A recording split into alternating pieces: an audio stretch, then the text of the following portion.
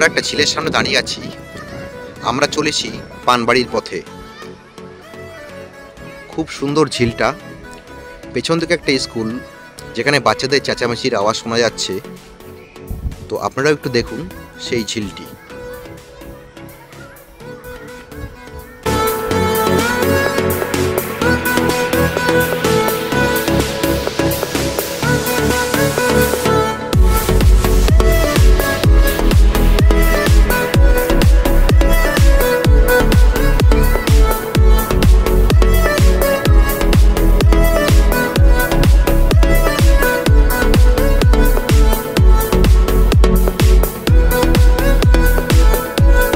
আমরা এখন দাঁড়িয়ে আছি পানবাড়ি 0 পয়েন্টে।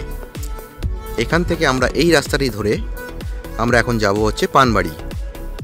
খুব সুন্দর জায়গা, তবে আপনাদেরকে দেখাবো রাস্তার বিভিন্ন দৃশ্য, প্রাকৃতিক সৌন্দর্যগুলো দেখাবো। তবে চলুন যাওয়া যাক। আমাদের জার্নি স্টার্ট। আমরা এই রাস্তা ধরে এগিয়ে চলেছি। এই যে গৌতম গাঙ্গুলি, আমরা চলেছি, দৃশ্য দেখুন। এই রাস্তা দিয়ে আমরা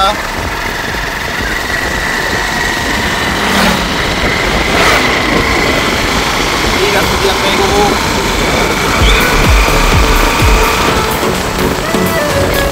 ঘন মেঘ, কালো মেঘ, আমরা এগিয়ে চলেছি। আমরা এখন রাইট টার্ন নিচ্ছি। সামনে এক বন্ধু আছে স্নেক ক্যাচার, তার এখানটা একটু চা খাওয়ার চিন্তা ভাবনা করছি। এই সামনেই হচ্ছে জয়ন্তী রিভার। আমরা একটু সামনের দিকে যাব, তবে ব্যাক করে এসে চা খাওয়ার চিন্তা ভাবনাটা করবো। তা গৌতম, তো সামনে কি জয়ন্তী নদীতে যাবি নাকি পরে এসে চা খাই আমরা? ঠিক আছে, তবে আমরা এই রাস্তা দিয়ে জয়ন্তীর দিকে এগোচ্ছি। সেই স্নেক ক্যাচার বন্ধুকে পেয়ে গেলাম।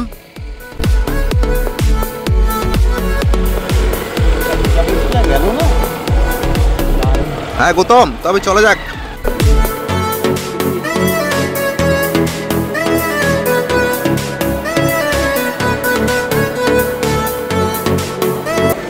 আমরা চলে এসেছি জয়ন্তী নদীতে। এখানে নামাটা উচিত হবে কি হবে না চিন্তার বিষয়।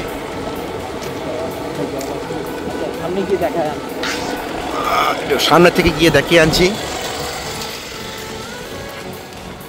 তবে আমরা সম্ভবত সেখানটায় যাব না। এখানটায় একটু এমনি গাড়ি এখান থেকে পারাপার করতে পারে, কিন্তু বাইক পারাপার করতে পারে না। বাইকের জন্য ওদিকে একটা ব্যবস্থা আছে।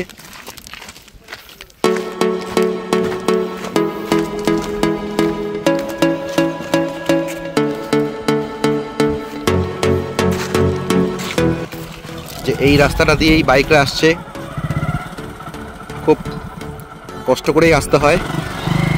যাই হোক, আমরা এখন আছি জয়ন্তী নদীতে।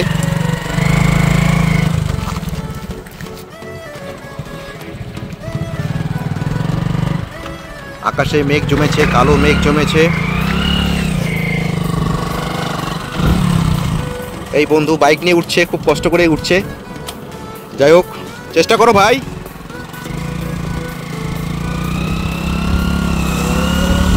গাড়ির চাকা ঘুরে যাচ্ছে, তবে উঠছে না। যাই হোক, সম্ভবত তাকে একটু হেল্প করতে হবে।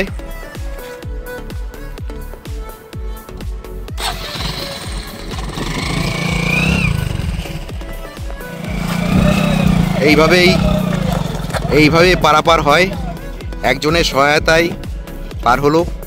যাই হোক, মানুষও পায়ে হেঁটে নদী পার হচ্ছে। নমস্কার, আমি আছি এখন জয়ন্তী নদীর উপরে। এটা হচ্ছে আপনার পানবাড়ি। তো এখানে নদীটা বেশ চওড়া এবং নদী পারাপার খুবই কষ্টকর। মানুষজন খুব কষ্ট করেই নদী পার হচ্ছে।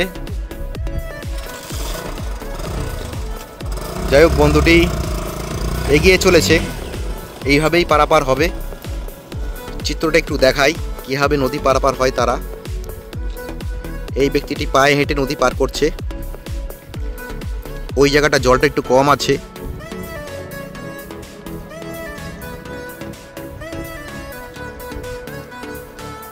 নদী পারাপারের দৃশ্য বাইক নিয়ে, সেটা আমি দেখানোর চেষ্টা করছি আপনাদেরকে। আপনারা বিষয়টা দেখুন, চাকা ঘুরে যাচ্ছে অথচ এগোচ্ছে না, এটা একটা সাংঘাতিক মুহূর্ত। যাই হোক, আস্তে আস্তে এগোচ্ছে।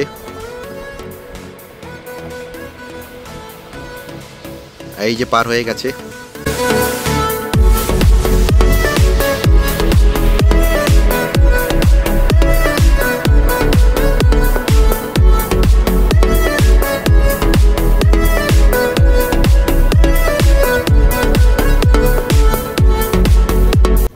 এই যে আমার সঙ্গে এসছে গৌতম, সেও ফটো তোলাতে ব্যস্ত। যাই হোক, খুব সুন্দর জায়গা, আপনাদেরকে দেখানোর জন্য এনেছি জায়গাটা। আপনারা দেখুন, এখানকার প্রাকৃতিক সৌন্দর্যের মজা নিন।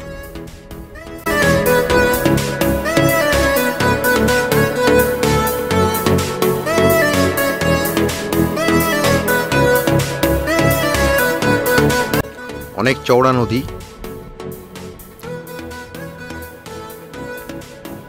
নদীর ঠিক ওই প্রান্তে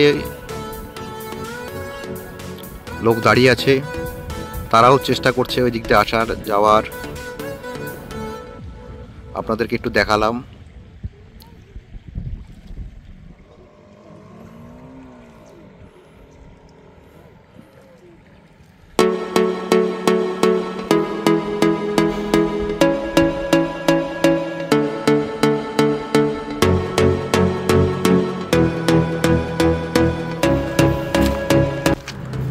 এবার আমি ব্যাক করছি সেই বন্ধুটির ওখানে যাওয়ার জন্য, অশোক স্নেক ফ্রেন্ড। যাই হোক, আস্তে আস্তে এগোচ্ছি। সামনেই তার দোকান, একটু চা খাবো আমরা সেখানটায় গিয়ে।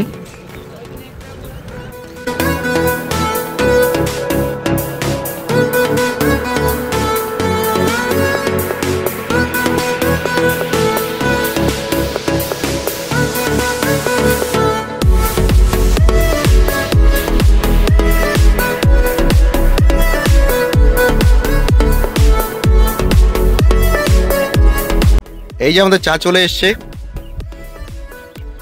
আমাদের বন্ধু। ঠিক আছে, এই যে চা নিলাম। অশোকের কাছ থেকে চা। একদম একদম না, ঠিক আছে, মানে থাকুক, সবই থাকবে। অ্যাকচুয়ালি আমরা মিস করে যাই অনেক কিছুই।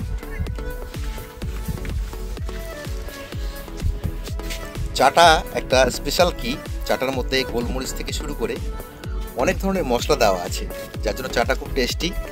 আমরা এখানটায় আসলে কিন্তু চা খাবোই। এই পানবাড়িতে, বিশেষ করে পানবাড়িতে যদি আপনারা আসেন জিরো পয়েন্টে, যেখানটায় নদীটা শুরু হচ্ছে, ঠিক সেখানটায় আসলে এই দোকানে অবশ্যই আসবেন। এই আমাদের এই অশোক বাবু যিনি আছেন, তারও একটি চ্যানেল রয়েছে, স্নেকস ফ্রেন্ড অশোক বলে। আপনারা ওই চ্যানেলে গিয়ে আমাদের এখানটায়, বিশেষ করে আলিপুরদুয়ারের বিভিন্ন ধরনের প্রজাতির সাপ কিভাবে রেস্কিউ করা হয়, সেই জিনিসটি আপনারা দেখতে পাবেন। সেই লিঙ্কটিও আমরা এই চ্যানেলে দিয়ে দেব, অবশ্যই আপনারা অবশ্যই গিয়ে দেখবেন। আর এই ভিডিওটিতে আরো অনেক কিছু দেখার আছে বাকি, আপনারা একটু ধৈর্য ধরে দেখবেন, কারণ ভিডিওটা একটু বড় হলেও হতে পারে। যাই হোক, চাটাকে এখন আমরা উপভোগ করি। সত্যি দুর্দান্ত চা উনি বানায়, দারুণ। অশোক দা, আপনি একটু সামনে আসুন। হাই ফ্রেন্ডস, এই যে আমাদের অশোক দা, একদম দেখতে পাবেন বিভিন্ন ভিডিওতে আমাদের স্নেক ফ্রেন্ড অশোক, তার চ্যানেলের নাম। তবে আমি এনার যে চ্যানেলটা নাথ ক্রিয়েশন দেখেছি, খুব ভালো লাগে। যারা, আমি সবার কাছে এটাও অনুরোধ করব, যারা প্রকৃতি প্রেমী, পর্যাবরণ প্রেমী, তারা অবশ্যই এনার চ্যানেলটাকে সাবস্ক্রাইব করতে পারেন, দেখতে পারেন, অবশ্যই দেখবেন। আর সাথে আমার চ্যানেলটাকে দেখবেন। আমিও এই পর্যাবরণের সাথে যুক্ত, পর্যাবরণকে, পরিবেশকে বাঁচানোর কাজে ব্যস্ত আছি, যুক্ত আছি। আর এনাকেও আমি সাপোর্ট করব। আর এনার চ্যানেলও আপনারা অবশ্যই দেখবেন, আর আমার চ্যানেলও এনার লিঙ্কটা দিয়ে দেবো। একদম একদম একদম হবে। অশোক দা, ধন্যবাদ আপনাকে। একটা কথা আমি একটু বলতে চাই, যেটা হচ্ছে এই যে আমাদের অশোক দা যেটা বললেন যে সাপকে উনি রেস্কিউ করেন, কেন রেস্কিউ করেন? উনি তো মেরেও ফেলতে পারেন, আমরা তো অনেকেই মেরে ফেলি সাপ দেখলেই, না পিটিয়ে মারতে হবে, কিন্তু না, এটা করা যায় না। তার কারণ হচ্ছে এই সাপও কিন্তু আমাদের ইকোসিস্টেমের একটা অঙ্গ। এটাকে মারতে মানে মেরে ফেলতে ফেলতে একটা সময় দেখা যাবে যে হয়তো ব্যাঙের পরিমাণ যথেষ্ট বেড়ে গেছে, মানে তাদের খাদ্য। এই যে প্রত্যেকটা ইকোসিস্টেম, যে আমাদের বাস্তুতন্ত্র, এগুলো কিন্তু বেঁচে থাকে এই প্রত্যেকটি জিনিসের উপরে, চেইন সিস্টেম। সুতরাং তাদেরকেও বাঁচান, তাদেরও বাঁচার অধিকার আছে, এটাকে মাথায় রাখবেন। একদম একদম ঠিক বলেছিস গৌতম। ঠিক আছে, তবে আজকের মতন এতটুকুই, আমরা আস্তে আস্তে আবার রওনা দেব। ধন্যবাদ অশোকদাকে। আর সাপের বিষয়ে বিশেষ কিছু তথ্য জানতে গেলে আমার চ্যানেলটাকে অবশ্যই সাবস্ক্রাইব করবেন, দেখবেন, অনেক কিছু জানতে পারবেন। আমাদের প্রকৃতিকে বাঁচানোর জন্য সাপের মানে কত বড় একটা মহত্বপূর্ণ ভূমিকা রয়েছে সেটা আপনারা জানতে পারবেন। তো অবশ্যই দেখবেন। পুরো ভিডিওটা দেখলেন, আপনাদের কেমন লাগলো জানাবেন, লাইক করবেন, শেয়ার করবেন, সাবস্ক্রাইব করবেন, কমেন্ট করবেন। এখন আমাদের যাওয়ার পালা, তো আমরা এখন বেরিয়ে যাচ্ছি। ধন্যবাদ, নমস্কার, আবার দেখা হবে আগামী ভিডিওতে।